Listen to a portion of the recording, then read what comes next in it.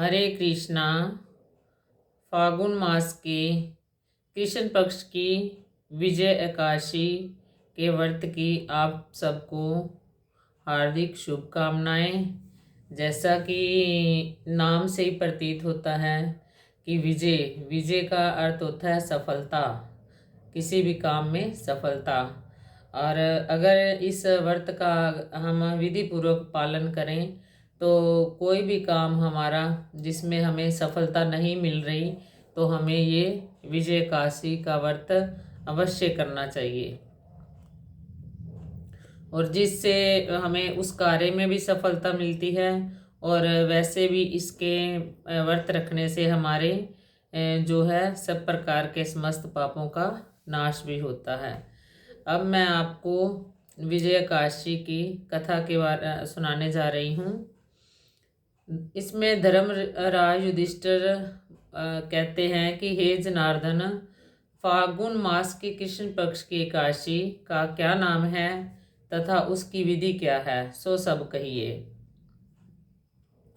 युधिष्ठिर जी भगवान से पूछ रहे हैं कि काशी मास के विजय एकादशी के विधि के बारे में पूछ रहे हैं। तब श्री कृष्ण भगवान बोले कि हे राज राजेश्वर, फागुन मास के कृष्ण पक्ष की एकादशी का नाम विजया है। उसके व्रत के प्रभाव से मनुष्य की को विजय मिलती है। इस विजय एकादशी के महत्व के श्रवण व पठन से समस्त पाप नष्ट हो जाते हैं। एक समय देव ऋषि नारद जी ने जगत पिता ब्रह्मा जी से पूछा कि ब्रह्मा जी, आप मुझे फागुन माह के कृष्ण पक्ष की विजया नामक एकादशी का व्रत विधान बतलाइए।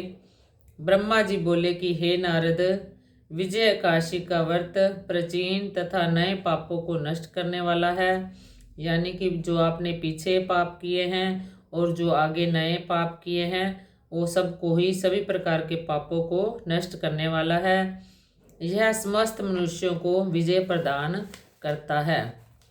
त्रेता युग में श्री रामचंद्र जी को जब 14 वर्ष के लिए वनवास हो गया, तब वह श्री लक्ष्मण जी तथा जानकी जी सहित पंचवटी में निवास करने लगे।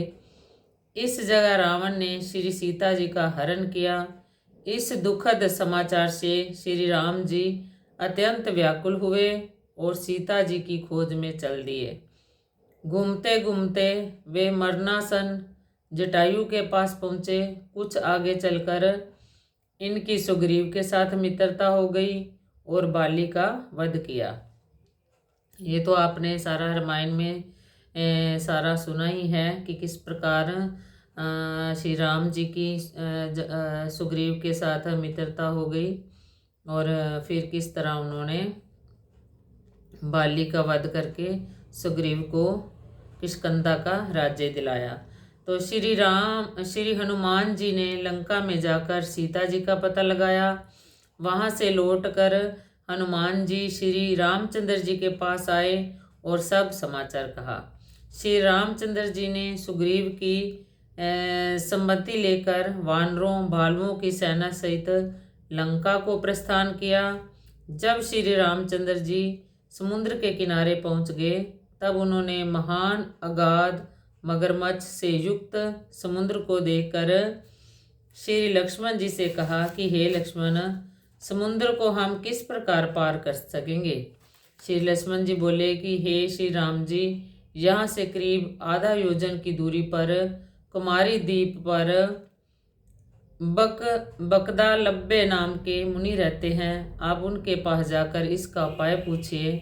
लक्ष्मण जी के वचनों को सुनकर श्री रामचंद्र जी बगदा लब्बे ऋषि के पास गए और उनको प्रणाम करके बैठ गए। मुनि ने उनसे पूछा कि हे श्री राम जी, आप कहाँ से पधारे हैं।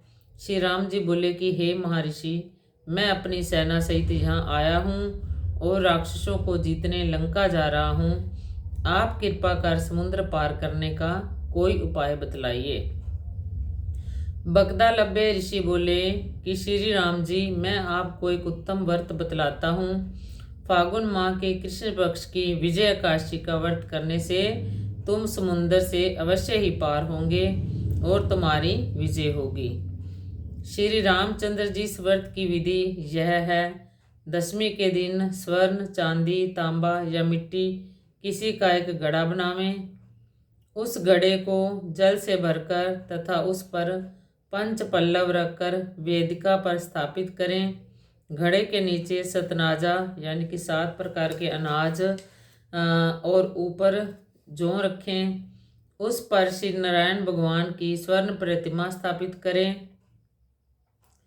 एकादशी के दिन स्नान आदि, अगर स्वर्ण प्रतिमा ना हो तो दूसरी प्रतिमा जैसे भगवान की होती है उसको स्थापित करें। एकादशी के दिन स्नान आदि नित्य कर्म से निवृत्त होकर धूप, दीप, नैवेद्य, नारियल आदि से भगवान की पूजा करें। उस दिन भक्ति पूर्वक घड़े के सामने व्यतीत करें और रात्रि को भी उसी तरह बैठे रहकर जागरण करना चाहिए। द्वादशी के दिन नदी या तालाब के किनारे स्नान आदि से निवृत्त होकर उस घड़े को ब्राह्मण को दे देना चाहिए। हे राम, यदि तुम इस व्रत को सेनापतियों के साथ करोगे तो अवश्य ही विजयी होंगे। श्री रामचंद्र जी ने विधि पूर्वक विजय काशी का व्रत किया। इसके प्रभाव से दैत्यों के ऊपर विजय पाई। अतः हे राजन, जो मनुष्य इस व्रत को विधि पूर्वक करेगा उसकी दोनों लोकों में विजय होगी। श्री ब्रह्मा जी ने नारद जी से कहा था कि पुत्र, जो इस व्रत का महात्म सुनता है उसको वाजपेयी यज्ञ के फल की प्राप्ति होती है। ये मैं आपको बता दूं, ये काशी आज दसवीं वाले दिन ही 1:30 बजे से शुरू हुई है और कल यानी कि 24 तारीख को 1:30 बजे तक की है, 1:30-2 बजे तक की है। और क्योंकि जो चढ़ते सूरज वाली ही एकादशी रखी जाती है जो द्वादशी के साथ लगती है, तो इसका पारण तो 25 को ही होगा। सूर्य उदय होने के बाद ही पारण करना चाहिए हमें।